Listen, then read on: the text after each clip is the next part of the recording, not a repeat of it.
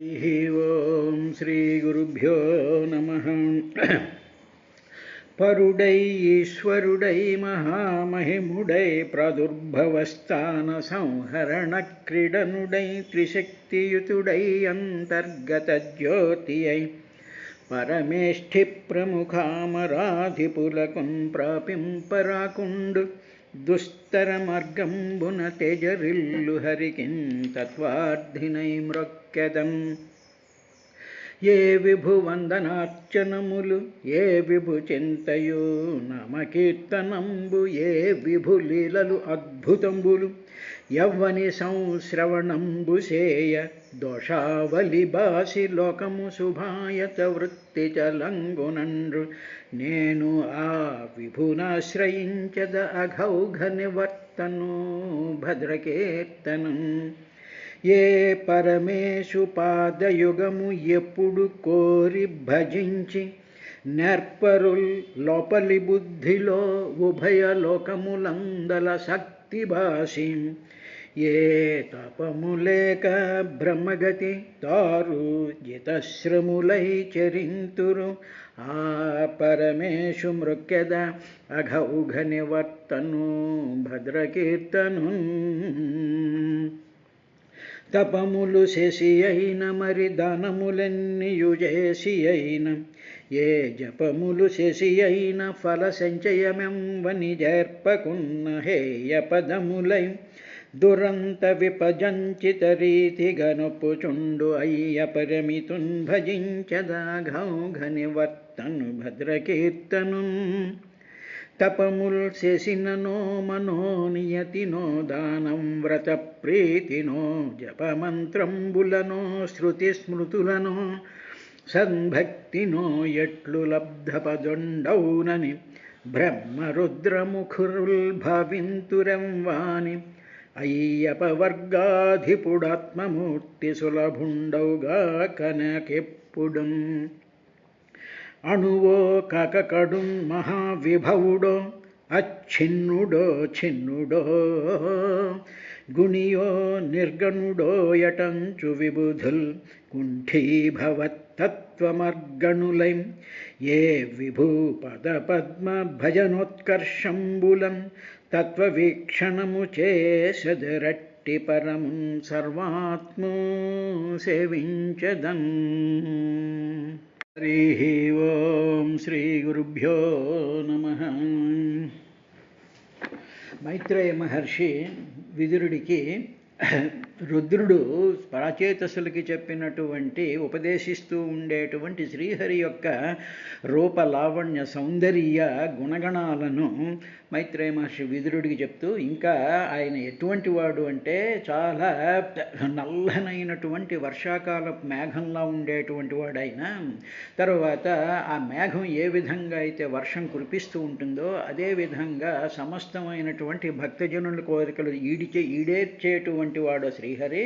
ఆయన చతుర్బాహువులతో ఉండేటువంటి వాడు. ఆయన తప్పిన తరువాత అందమైనటువంటి కనుబొమ్మలు ఉన్నాయ్యా, ముక్కు దంతములు మళ్ళీ చెక్కిళ్ళు చాలా అందంగా ఉన్నాయి. తర్వాత సిమ్మెట్రిక్గా ఉండేటువంటి ఆ కర్ణములు, ఆ చెవులు చూస్తూ ఉండేటప్పటికీ ఆ ముఖం,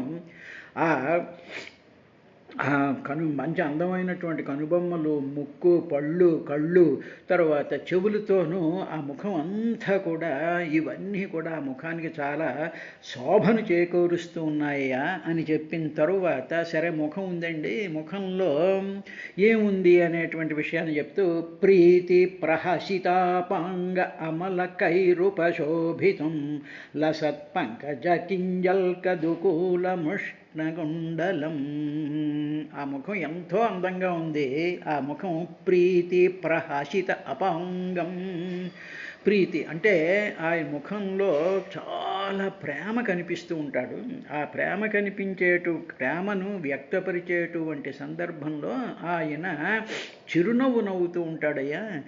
ఆ చిరునవ్వు పెదాల మీద అలవోకగా చిరునవ్వు వచ్చిన తరువాత ఆ చిరునవ్వు నవ్వడం వల్ల కన్నులలో ఆ కన్నుల యొక్క ఆ చివర ఇవి కూడా చాలా కృపతో కూడుకుండేటువంటి కన్నులతో ఉంటాయి. అంటే మనసులో ప్రీతి, కృప, దయ, దాక్షిణ్యము, తర్వాత అనుగ్రహము అనేటువంటి ఆ భావాలతో ఉండేటువంటి ఆ పరమాత్మ యొక్క నవ్వు చాలా ప్రీతి కలిగించేటువంటిది. అది అలాగా ఆ ముఖం అంతా కూడా చిరునవ్వుతో భాషిస్తూ ఉండేటువంటిది అయిన తర్వాత ఆయన యొక్క ఈ పాలభాగం మీద ఆ ముంగురులు చాలా ఉజ్వలంగా ప్రకాశిస్తూ ఉన్నాయి. అదేవిధంగా ఆయన యొక్క కర్ణకుండలాలు చాలా తేజోవంతంగా, ఉజ్వలంతంగా, కాంతివంతంగా ప్రవేశిస్తూ ఉన్నాయి. అటువంటి ఆయన పద్మరాగం వలె ఉండేటువంటి తేజస్సుతో ఉండేటువంటి కనులు మిరుమిట్లు గొలిగేటువంటి నాజూకైనటువంటి వస్త్రాన్ని ఆయన ధరించాడయ్యా. కింజల్క దుకూలం. కింజల్క అంటే ఏమిటంటే పద్మరాగ పరాగంలాగా. లసత్ పంకజ కింజల్కదికూలం. పద్మరాగం అంటే పద్మరాగం యొక్క రంగుతో ఉండి, కింజల్కము అంటే చాలా సున్నితంగా, నాజూకుగా, ఏ విధమైనటువంటి ఇరిటేషను లేకుండా ఉండేటువంటి వస్త్రాలు ఉంటాయి చూసారా, ఆ విధంగా ఆయన వస్త్రాన్ని దాల్చి ఉన్నాడు. ఆయన ప్రీతి ప్రహసిత అపాండం. ఎప్పుడు కూడా చిరునవ్వు నవ్వుతూ ఉంటాడు. Face is the index of the mind అంటూ ఉంటాం కదా. అంటే ఏమిటనమాట, మన మనసులో ప్రేమ, దాక్షిణ్యం, సహనం, సంస్కారం, తర్వాత ఏ దుర్బుద్ధులు లేనప్పుడు ఎవరిని చూసినా ఏది చూసినా మన మనసు చాలా ప్రశాంతంగా చిరునవ్వుతూ భాషిస్తూ ఉంటుంది. అటువంటి లక్షణము మానవులకి కలగాలి అంటే ఇటువంటి ప్రీతి ప్రహసితాపాంగ అమల కైరుపశోభితం లసత్ పంకజ కింజల్కదుకూలం ముష్టకుండలం అనేటువంటి ఆ శ్రీహరిని ధ్యానిస్తే మన ముఖం కూడా ఆ విధంగా ఉంటుంది. కాబట్టి ఏదైనా సరే ఉపాసన చేస్తూ ఉండేటప్పుడు పెద్దలు ఏం చెప్తూ ఉంటారంటే, ఏ మంత్రాన్నైతే భక్తుడు ఉపాసన చేస్తూ ఉంటాడో, మంత్రోచ్చారణ చేస్తూ ఉంటాడో, పారాయణ చేస్తూ ఉంటాడో, ఆ చేస్తూ ఉండేటువంటి సందర్భంలో ఆ దేవతా స్వరూపం ఆ మనిషిలోకి, ఆ భక్తుల్లోకి వచ్చిన తర్వాత ఆ మంత్రము వీడి శరీరం అవుతుంది. అంటే అప్పుడు మంత్రస్వరూపుడు అవుతాడు. ఆ మంత్రంలో ఉండేటువంటి లక్షణాలు, గుణాలు ఏవైతే ఉన్నాయో అవన్నీ కూడా ఆ మానవుడి యొక్క, ఆ భక్తుడి యొక్క, ఆ సాధకుడి యొక్క శరీరంలో ప్రతిఫలిస్తాయి. అప్పుడు ఈ భక్తుడి యొక్క పంచభూతాత్మకమైనటువంటి మాంసయుక్తమైనటువంటి శరీరం ఉండదప్పుడు. ఈ మంత్రోపాసన వల్ల ఇటువంటి దృశ్యాలను మనం మనసులో పెట్టుకుని మనం పారాయణలు చేస్తూ ఉంటే, ఉపాసన చేస్తూ ఉంటే, మంత్రాన్ని చేస్తూ ఉంటే అప్పుడు మన శరీరం ఆ విధంగా పెరుగుతుంది. ఏమండి దీనికి ఏదైనా సాక్ష్యం ఉందా అంటే ఉందండి సాక్ష్యాలు, బోల్డని సాక్ష్యాలు ఉన్నాయి. తాడేపల్లి రాఘవనారాయణ శాస్త్రి గారు ఆయన బాల ఉపాసన, షోడశి ఉపాసన మహత్తరమైనటువంటి ఉపాసకుడు ఆయన. అటువంటి ఆయన ఉపాసన చేస్తూ ఉండేటువంటి సందర్భంలో మధ్యాహ్నం అయింది, ఆయన కుర్చీలో కూర్చుని ఉన్నారు. ఇంతలో ఒక ఆవిడ ఎవరో బయట నుంచి వచ్చి ఆ కుర్చీలో కూర్చున్నటువంటి ఆయన్ని చూసి, అమ్మ శాస్త్రి గారు ఉన్నారా, శాస్త్రి గారి దర్శనం కోసం వచ్చాను అండి. అనేటప్పటికీ అక్కడ కుర్చీలో కూర్చున్న తాడేపల్లి రాఘవనారాయణ శాస్త్రి గారు సాక్షాత్తు అమ్మవారు అక్కడ కూర్చుంది. ఎందుకంటే నారాయణ శాస్త్రి గారు నిరంతరము కూడా లలితా సహస్రాన్ని, తర్వాత బాలాన్ని, ఆ మంత్రాలను ఉపాసన చేస్తూ ఉండడం వల్ల ఆ మంత్రయుక్తమైనటువంటి శరీరం అంతా కూడా ఆ దైవతా స్వరూపం కింద మారిపోయింది. అనేటప్పటికీ అప్పుడు ఆయన నేనే నారాయణ శాస్త్రిని, నేనే నారాయణ శాస్త్రిని అనేటప్పటికీ ఆవిడకి కళ్ళు నులుపుకొని గబగబా వచ్చే, స్వామి నువ్వా అని చెప్పి ఆవిడ దండం పెట్టింది. అదేవిధంగా పరమాచార్యులు వారు ఒకసారి ఒక ఊళ్ళో వెళుతూ ఉండేటప్పుడు ఆయన ఒక చిన్న పల్లకి ఉండదు, ఆ పల్లకిలో ఆయన కూర్చొని నిద్రపోతూ ఉండేవారు రాత్రి. ఇంతలో ఆయనతో వచ్చినటువంటి భక్తుడు, పరమాచార్యులు వాని కామాక్షి అంటారు కదా, కానీ కామాక్షి స్వరూపం నాకు ఎప్పుడు కనిపించటం లేదు అని చెప్పి అనుకుంటూ ఆ రాత్రి 12 1 గంట ఎంతో అయింది. అనేటప్పుడు ఆయన సేవకుడు కాబట్టి అలా పడుకుని కింద ఉండేటప్పటికి ఒక్కసారి పల్లకి యొక్క తలుపులు ఇలా తీసి చూసేటప్పటికి కామాక్షి అమ్మవారు కనిపించింది ఆ భక్తుడికి, ఆయనతో పాటు వచ్చేటువంటి ఆ సాధకుడికి. కాబట్టి అదేవిధంగా శ్రీరామకృష్ణ పరమహంస ఆయన ఎన్నో రకాలైనటువంటి ఉపాసనలు చేస్తూ ఉండేవాడు. అటువంటి ఉపాసనలో ఆయన రాధోపాసన చేసేటువంటి సందర్భంలో ఆయన వక్షస్థలం మీద స్త్రీలకు ఉండేటువంటి స్థనాలు, తర్వాత ఆయన నడక, ఆయన మాట అంతా కూడా స్త్రీ స్వరూపం కింద మారిపోయిందట. కాబట్టి ఇది మంత్రస్వరూపాన్ని భక్తుడు చెందుతూ ఉంటాడు. కాబట్టి ఇది కానీ మనం దృష్టిలో అదేవిధంగా భగవాన్ రమణులు ఆయన నిరాకార నిర్మలమైనటువంటి జ్ఞానస్వరూపుడు కాబట్టి, దక్షిణామూర్తి స్వరూపుడు కాబట్టి, పరమమైనటువంటి ఆత్మతత్వ విధుడు కాబట్టి, ఆత్మతత్వ స్వరూపమే తానైనటువంటి వాడు కాబట్టి ఆయనని ఓసారి ఆ తల్లిగారు నిరాకారం కాబట్టి ఆ తల్లి ఆయనేమో ఇటు చూస్తూ ఉండేటప్పటికి ఆయన గుహలో, విరూపాక్ష గుహలో ఆయన అలా కూర్చుని ఉండేట్టుగా నా కొడుకు ఇక్కడ కూర్చున్నాడు అని చెప్పి మళ్ళీ ఆవిడ ఇటు అటు తిరుగుతూ వచ్చేటప్పటికి ఆ రూపం అంతా కూడా ఒక కాంతి పుంజంలాగా కనిపించిందిట. ఏమిటిది, మా పిల్లాడు ఏమైపోయాడు, కాంతిపుంజం ఇక్కడ ఏమిటి వెలుగు కనిపిస్తోంది అనుకుని ఓకే నా కళ్ళకి ఏదో లోపం ఉందేమో అని చెప్పి మళ్ళీ ఆ పక్కకి వెళ్ళి మళ్ళీ ఇటు వచ్చేటప్పటికి అక్కడ ఏమీ లేదు, శూన్యం ఉందిట. ఇది ఏమైపోయాడు మా పిల్లాడు, నా కళ్ళ ముందే కదా, ఇటు నుంచే కదా వెళ్ళాలి, ఒకటే ద్వారం ఉంది అని అనుకునేటప్పటికి అప్పుడు మళ్ళీ ఆయన కనిపించాడు. నీకు నేను అలా కనిపించాలో అని కోరుకున్నావు కదా, కనిపించాను కదే అమ్మ అన్నట్టు. అంటే ఏమిటన్నమాట, అటువంటి మహానుభావులు చేసేటువంటి సాధనల్లోనూ అటువంటి మహానుభావుల యొక్క రూపాలే అవి. కాబట్టి ఇప్పుడు ఈ రుద్రుడు ప్రచేతసులకి ఏం చెప్తున్నాడంటే, విష్ణుమూర్తి యొక్క స్వరూపం చెప్పడానికి చాలా అందంగా ఉన్నాడు అది ఇది అని ఎందుకు చెప్తారండి, ఊరికినే చెప్తారా? ఈ స్తోత్రాలు, ఈ పారాయణలు ఇవి మనం వాటిని భావన చేస్తూ వాటి యొక్క స్ఫురణ మనకి కలిగి ఉండు ప్రశాంతంగా శ్రద్ధగా ఇటు అటు చూడకుండా మనం అలాగ దాని మీద కాన్సన్ట్రేట్ చేసి ఆ రూపాన్ని మనం అలాగ సాధన చేయగా కనీసం కొంతకాలానికి కనీసం మినిమంలో మన మొహంలో మాడు మొహాలు పోయి చిరునవ్వు మొహం రావడానికి కూడా అవకాశం ఉంటుంది. కాబట్టి ఇటువంటివి పారాయణ చెయ్యమని భాగవతం ఎందుకు చెప్తుంది, మహాత్ములు ఎందుకు చెప్తారంటే కారణం ఇది. అంతేగాని ఏదో గుళ్ళల్లోకి పోయి ఏదో అటు చూస్తూ ఇటు చూస్తూ వాళ్ళని పలకరిస్తూ వీళ్ళని పలకరిస్తూ ఏదో పారాయణ చేసుకుంటే ఆ దుష్టమైనటువంటి ముఖాలు, మాడు ముఖాలే మన మొహాల్లో ప్రతిఫలిస్తూ ఉంటాయి. సరే, అది పక్కన పెట్టండి. తర్వాత ఇంకా ఆయన ఏ విధంగా కనిపించాడని చెప్తూ, స్ఫురత్ కిరీట వలయ హారనూపురమేఖలం శంఖచక్ర గదా పద్మమాలామణ్యుత్తమర్ధితం మధ్యమతే. ఆయన బ్రహ్మాండమైనటువంటి ప్రకాశించేటువంటి ఒక అద్భుతమైనటువంటి కిరీటం పెట్టుకున్నాడయ్యా విదురా. తర్వాత కంకణాలు, హారాలు, నూపురాలు, తర్వాత మంచి మొలతాడు కూడా కట్టుకున్నాడు ఆయన. అటువంటి స్ఫురత్ కిరీటం, స్ఫురత్ అంటే అలా భాషించేటువంటి స్ఫురించేటువంటి కిరీటం అయింది. అదేవిధంగా హారాలు, నూపురాలు, కేయూరాలు ఇవన్నీ కూడా బాహువుల మీద అలంకరించుకునేటువంటివి, కాళ్ళ మీద అలంకరించుకునేటువంటి అలంకారాలు ఉన్నాయి. తర్వాత 4 చేతుల్లో కూడా శంఖ చక్ర గద పద్మమాలామణి ఉత్తమ రుద్ధిమతి. తర్వాత ఒక చేతిలో శంఖం, ఒక చేతిలో గద, ఒక చేతిలో పద్మం, ఒక చేతిలో చక్రం, ఇలా ఉండి మాలామణి అంటే కౌస్తుభమణిని ఆయన ధరించాడు. ఆ ధరించినటువంటి ఆ రూపాన్ని రుద్రుడు ప్రచేతుసులకి ఉపదేశిస్తూ, ఈ రూపంతో కనిపించు స్వామి, ఈ విధంగా మాకు దర్శనం ఇయ్యి అని మీరు ప్రార్థించండర్రా.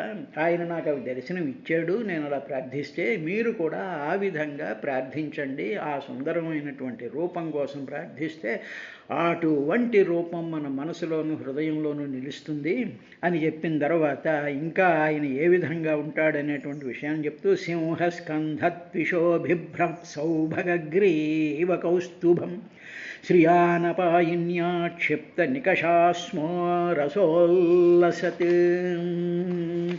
ఆయన బంగారు ఆభరణాల యొక్క కాంతితో ఆయన వెలసిల్లే శ్రీహరి. అంటే ఆయన ఒంటి నిండా బంగారు ఆభరణాలు ధరించేటప్పటికీ ఆ కాంతులన్నీ కూడా మొత్తం వ్యాపించిపోతూ ఉండేటువంటి ఆ శ్రీహరి యొక్క భుజస్కంధాలు ఎలా ఉన్నాయంటే, ఆయన యొక్క జుట్టు ఇలాగా భుజస్కంధాల మీద కిరీటం పెట్టుకుంటే వెనకాల ఉండేటువంటి శిరోజాలన్నీ భుజస్కంధాల మీద నుంచి ఇలా జాలు వారుతూ ఉంటే అది ఎలా ఉంది అంటే సింహపు మూపును బోలి ఉందంటే, సింహానికి జూలు ఉంటుందిగా, ఆ జూలు ఉండేటువంటి విధంగా ఆయన యొక్క ఆ శిరోజాలు ఆ భుజస్కంధాల మీద నుంచి ఇలా జాలువారుతూ ఉన్నాయి. ఆ జాలువారుతూ ఉండేటువంటి నల్లనైనటువంటి కేశాల యొక్క ఆ వెంట్రుకలలోకి ఆయన ధరించినటువంటి ఆభరణాల యొక్క కాంతి ప్రకాశిస్తూ ఉండేటువంటి విధంగా ఉంది. ఆయన మెడలో కౌస్తుభమాణిక్యంతో ఆయన మెడంతా కూడా శోభిస్తున్నది. ఆ నల్లనైనటువంటి ఆ కంఠంలో ఈ కౌస్తుభమణి, కౌస్తుభ అలంకారం అంటానే ఆ కౌస్తుభమణి యొక్క కాంతుల చేత ఆయన గ్రీవం అంతా కూడా మెరుస్తుంది. తరువాత లక్ష్మీదేవి బంగారు రేఖ రూపంలో ఆయన వక్షస్థలం మీద నిత్యము అనపాయిని కదా, ఆయన ఎప్పుడూ అనపాయినంటే ఎప్పుడూ వదలకుండా ఉండేటువంటి శక్తి స్వరూపమైనటువంటి హిరణ్యవర్ణాం హరిణీం సువర్ణరజతస్రజాం చంద్రాం హిరణ్మయీం కాబట్టి ఆ లక్ష్మీదేవి నిత్య అనపాయిని, ఎప్పుడూ వదలకుండా ఒక బంగారు తీగలాగా ఆయన యొక్క వక్షస్థలంలో ఆవిడ శోభిల్లుతూ ఉంది. ఆ శోభిల్లేటువంటి ఆయన వక్షస్థలం చాలా అద్భుతంగా మెరిసిపోతూ ఉంది అని చెప్పి లక్ష్మీ సహితుడైనటువంటి కౌస్తుభమణి అలంకార స్వరూపుడైనటువంటి ఘన కిరీటం తల దాల్చినటువంటి వాడు కుండలాలతోనూ నూపురాలతోనూ కేయూరాలతోనూ కంకణాలతోనూ చిరునవ్వుతోనూ వెలిగిపోతూ ఉండేటువంటి ఆ మేఘశ్యాముడైనటువంటి ఆ శ్రీ మహావిష్ణువుని ధ్యానించాలయ్యా అని చెప్పిన తరువాత ఇంకా ఆయన కింద ఉరస్థానం నుంచి కింద కౌస్తుభమణి అనేటువంటి దాంట్లో ఇక్కడ ఏంటంటే సమస్త జీవులు యొక్క సూక్ష్మమైనటువంటి అంశాలన్నీ కూడా కౌస్తుభమణిలో ఉంటాయి అని చెప్తారండి. అంటే ఏమిటి, భగవంతుడు సృష్టించేటువంటి ఈ సమస్త అన్ని 14 లోకాల్లోనూ ఉండేటువంటి జీవుల యొక్క సూక్ష్మమైనటువంటి అంశాలు తేజోస్వరూపంలాగా ఆ కౌస్తుభమణిలో ప్రకాశిస్తూ ఉంటాయి అని చెప్పి దాని యొక్క అంతరార్థం అన్నమాట. కౌస్తుభమణి అంటే అది అర్థం. అంటే ఏమిటి, మామూలుగా భూమి మీద ఉండేటువంటి 80 లక్షల జీవరాశుల యొక్క సూక్ష్మమైనటువంటి అంశాలు. అంటే ఇప్పుడు మామూలుగా కాలీఫ్లవర్ ఉందనుకోండి, కాలీఫ్లవర్లో మనకి గుళ్ళు కింద ఉంటుంది చూసారా, ఆ కాలీఫ్లవర్ పువ్వులు ఉంటాయే, అలాగే కౌస్తుభమణిలో సమస్తమైనటువంటి జీవుల యొక్క సూక్ష్మమైనటువంటి అంశాలు 14 లోకాల్లో ఉండేటువంటి జీవుల యొక్క సూక్ష్మమైనటువంటి అవన్నీ కూడా అక్కడ మెరుస్తూ ఉంటాయట. ఎందుకంటే ఆ జీవులు అన్నీ కూడా పరమాత్మ యొక్క తేజోంశ సంభూతాలే కాబట్టి అవన్నీ కూడా అలా మెరుస్తూ ఉంటాయి అనే దానికి సంకేతంగా శ్రీ మహావిష్ణువు కౌస్తుభమణిని ధరించాడు అనేటువంటి విషయాన్ని చెప్తారు. అది అయిన తర్వాత పూరరేచక సంవిఘ్న వలివల్గుదలోదరం ప్రతి సంక్రామయద్విశ్వం నాభ్యావర్తగభీరయ. తరువాత ఆయన యొక్క ఉదరం చాలా ఎలా ఉందంటే చాలా సన్నంగా ఉండి 3 మడతలతో ఉంది. ఆ ఉండేటువంటి ఆ పొట్ట, ఆ 3 మడతలతో ఉండేటువంటి ఆ పొట్ట చూడడానికి చాలా ఎంతో అందంగా ఉంది. అందులో సుడిగుండంలా ఉండేటువంటి నాభి ఒకటి ఉంది. గంగావర్తన అంటే సౌందర్యలహరిలో అమ్మవారిని నాభిని పోలుస్తూ 3 చుట్టలు చుట్టుకున్నటువంటి, అంటే ఆ గంగాలో వచ్చేటువంటి సుడిగుండంలాగా ఆ అమ్మవారి యొక్క నాభి ఉంది అంటేనే, అదేవిధంగా సుడిగుండంలా ఉండేటువంటి లోతైనటువంటి నాభి ఉందయ్యా. ఆ నాభిలో నుంచే సమస్తమైనటువంటి జగత్తు ఉద్భవిస్తోంది.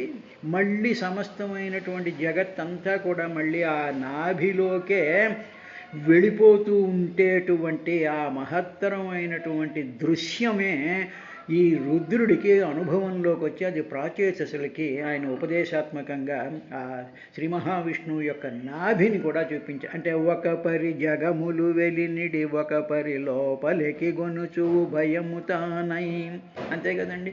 బొడ్డు దగ్గరే కదా మనకి ఆ కనెక్షన్ ఉంటుంది పుట్టినటువంటి పిల్లలకి. కాబట్టి ఆ బొడ్డులో నుంచే ఉద్భవం జరుగుతుంది, విలయం కూడా అందులోకే జరుగుతూ ఉండేటువంటిది ఉంది. తరువాత ఆయన పూర రేచక సంవిఘ్న వల్గుదలోదరం అంటే ఏమిటి? ఉచ్ఛ్వాస నిశ్వాసాలు చేస్తూ ఉంటాం. ఉచ్ఛ్వాసం అంటే లోపలికి తీసుకోవడం, దాన్ని రేచకం, దాన్నేమో అట్టిపెట్టి ఉంచడం, కుంభకం చేస్తాం, మళ్ళీ రేచకం వదిలేస్తూ ఉంటాం. ఇలాగ ఊపిరి పీలుస్తూ లోపలికి అట్టే పెట్టి మళ్ళీ వదులుతూ ఉండేటువంటి సందర్భంలో ఆ ఉచ్ఛ్వాస నిశ్వాసాలు జరుగుతూ ఉన్నప్పుడు స్వామివారి యొక్క పొట్టలో ఉండేటువంటి 3 మడతలు కూడా చాలా అందంగా కదులుతూ ఉండేటువంటి విధంగా ఉందిట. అది ఎలా ఉంది అంటే గాలికి రావి ఆకు ఏ విధంగా అయితే కదులుతుందో అలాగట ఈయన యొక్క ఉదరంలో ఉండేటువంటి 3 మడతలు కూడా ఉన్నాయి. అందుకనే ఆ మడతలు ఉండేటువంటి ఆ పొట్టను కానీ చూసేటప్పటికి ఎంతో ఆకర్షణీయంగా చాలా అందంగా కనిపిస్తూ ఉంటుంది కదా. కాబట్టి ఆ విధంగా ఉంది. ఆ బొడ్డులో నుంచే సమస్తమైనటువంటి సృష్టి రావడం, మళ్ళీ బొడ్డులోకే వెళ్ళిపోతూ ఉండడం అనేటువంటి విధానం ఉంది. కాబట్టి ఆ విధంగా ఆయన ఉన్నాడయ్యా అని చెప్పిన తర్వాత ఇంకా శ్యామశ్రోణ్యధిరోచిష్ణుదుకూల స్వర్ణమేఖలం సమచార్వంఘ్రిజం ఘోరు నిమ్నజాను సుదర్శనం. తరువాత శ్యామవర్ణం, ఆయన యొక్క వర్ణం శ్యామం కదా, అంటే నలుపు కదా. ఆ నలుపుగా ఉండేటువంటి కటి భాగం అంటే ఆ నడ్డి దగ్గర ఉండేటువంటి భాగంలో పచ్చనైనటువంటి పీతాంబరం కట్టుకున్నాడు. దాని మీద బంగారు మొలతాడు మెరుస్తూ ఉన్నాయి. అటువంటి విధంగా శ్యామ శ్రోణ్యధిరోచిష్ణుదుకూల స్వర్ణమేఖలం, నల్లని శ్రోణులయందు అధికంగా అంటే చాలా బాగా ప్రకాశించేటువంటి నాజూకు వస్త్రంగా ఉండేటువంటి దుకూలం ఆయన కట్టుకున్నాడు. అంటే నడ్డికి కట్టినటువంటి ఆ కట్టు పీతాంబరం అది చాలా నాజూకుగా ఉండి తళ మెరిసిపోతూ ఆ నల్లనైనటువంటి కటి ప్రదేశంలో అది చాలా అద్భుతంగా చాలా ఆకర్షణీయంగా వెలుగులతో ఉందయ్యా. అటువంటి ఉంది ఆయనకి. ఆయన యొక్క సమంగా ఉన్నాయి. ఏమిటి అంటే ఆయన పాదాలు, పిక్కలు, తొడలు సమంగా ఉన్నాయి. ఎక్కడ కూడా ఎడుగు దిడుగులు ఇటు అటు ఏ విధమైనటువంటి డిస్ప్రపోర్షనేట్గా కాకుండా ప్రపోర్షనేట్గా పైనుంచి కింద వరకు తొడంతా ఒకే విధంగా నునుపుగా పెద్దగా కాంతి లీనుతూ ఉన్నాయి. అదేవిధంగా ఆ శ్రీహరి యొక్క మోకాళ్ళు ఎత్తుగా అసహ్యంగా లేకుండా ఎలా ఉండాలో, ఏ ప్రపోర్షన్తో అయితే ఉండాలో ఆ విధంగా సమంగా ఉన్నాయా. ఇలా ఉండేటువంటి ఆ శ్రీహరి యొక్క రూపం సుదర్శనం అంటే అంటే బాగా ఎంతో ఆకర్షణీయంగా ఉండేటువంటి దర్శనం. ఆయన యొక్క దర్శనాన్ని ఇవ్వండి అని ప్రార్థించాలి. ఆ విధమైనటువంటి దర్శనం ఆయన ఇస్తాడు. కాబట్టి ప్రచేతసులారా, ఆ విధమైనటువంటి శ్రీహరి యొక్క రూపం నేను ఉపదేశిస్తూ ఉన్నాను. అలా ఉపదేశిస్తున్నప్పుడు ఈ స్తోత్రం చదువుతూ ఉన్నప్పుడు మీరు ఆయన్ని ఆ విధంగా కనిపించు అని కోరుకుంటున్నారు అని దర్శనం ఇయ్యి, నాకు దర్శనం ఇయ్యి అని మనం కోరుకుంటూ ఉంటాం. అంతర్లీనంగా మనకేం ఉండాలి అంటే ఏదైనా ఒక పారాయణ చేస్తూ ఉన్నప్పుడు విశ్వం విష్ణుర్ వషట్కారో భూత భవ్య భవత్ప్రభు అని మనం చదువుతూ ఉంటాం. చదువుతూ ఉండేటప్పుడు విశ్వం అంటే విశ్వం కనిపిస్తూ ఉంటుంది, భూత భావభవం ఇవి ఊహించుకుంటూ చదువుతూ ఉంటాం. అలా చదువుతూ ఉండేటప్పటికి అంతర్లీనంగా మనకి కోరిక ఏముండాలంటే, స్వామి నీ యొక్క పారాయణ చేస్తూ ఉండేటప్పుడు నువ్వు విశ్వరూపం కింద, తర్వాత భూతకృతు భూతభావ, తర్వాత శర్వ శివస్థాణు అని ఆ స్థాణు రూపంలో కనిపించు, ఈ విధంగా కనిపించు, ఆ విధంగా కనిపించు అనేటువంటి కోరిక ఒకటి మనసులో పెట్టుకుని మనం పారాయణ చేస్తూ ఉంటే భగవంతుడు ఆ పారాయణలో ఉండేటువంటి ప్రతి నామం వెనకాల ఉండేటువంటి దృశ్యాన్ని మనం కోరుకుంటూ పారాయణ చేసినట్లయితే ఆ పారాయణలో ఉండేటువంటి నామాల యొక్క దృశ్యాలు మనకి కనిపిస్తాయి. కాబట్టి మనం ఆ కోరికతో పారాయణ చెయ్యాలి. అదేవిధంగా రుద్రుడు ఇలా కనిపిస్తాడయ్యా శ్రీహరి. శ్రీహరి యొక్క అసలైనటువంటి రూపం ఈ విధంగా ఉంటుంది. కాబట్టి ప్రచేతసులారా, నేను ఉపదేశిస్తూ ఉండేటువంటి యోగాదేశం అనేటువంటి ఈ స్థుతిని మీరు పారాయణ చేసి స్వామి నాకు ఈ విధంగా దర్శనం ఇయ్యి అని మీరు ప్రార్థించండి అయ్యా అని చెప్తూ తర్వాత ఇంకా ఏమన్నారంటే, నీవు రూపాన్ని ఇచ్చావు బాగానే ఉంది, మరి నువ్వు మాకు పని చేయాలి కదా, నువ్వు చేయాల్సిన పని ఏమిటో కూడా అడగాలి ఆయన్ని. ఊరికనే కనిపించు అంటే కనిపించాం బాగానే ఉంది, ఒక ఫోటో తీసేసుకుంటాం, ఫోటో తీసేసుకుని మా గ్రూపులో పెట్టేస్తామంటే కుదరదు. అది ఫోటోలు తీసుకుని గ్రూపులో పెట్టడం కాదు, నువ్వు ఏం చెయ్యాలో మేము నిన్ను కోరుకుంటున్నాము అని చెప్పి పద శరత్ పద్మపలాశరోచిషా నఖద్యుభిర్నోంతరఘుం విధున్వత ప్రదర్శయ స్వీయమపస్తాసాధ్వసం పదంగురో మార్గగురుస్తమోజుషా అని. తండ్రి, అజ్ఞానాంధకారంలో మేము ఫోటోలు తీసుకుంటూ కొత్త కార్యక్రమాలు పెట్టుకుంటూ ఏవేవో పనులు చేసేసుకుంటూ గడిపేస్తూ ఉన్నాం. కానీ నీవు ఇటువంటి పనుల నుంచి నీ యొక్క రూపాన్ని చూసేటువంటి మనసు, నీ మీద భక్తి కలిగేటువంటి దాన్ని, మాలో ఉండేటువంటి మాలిన్యాలను పోగొట్టేటువంటిది, సంసార భయాన్ని చెదరగొట్టేటువంటి నీ స్వరూపాన్ని మాకు దర్శనమియ్యూ అని ప్రార్థించాలిరా ప్రచేతసులారా అని చెప్పి ప్రచేతసులకి చెప్తూ మనకు కూడా చెప్పేటువంటి విధానం ఉంది. రేపటి కార్యక్రమంలో ఇంకా ఏం చెప్పాడు అనేటువంటి విశేషాన్ని చూద్దాం.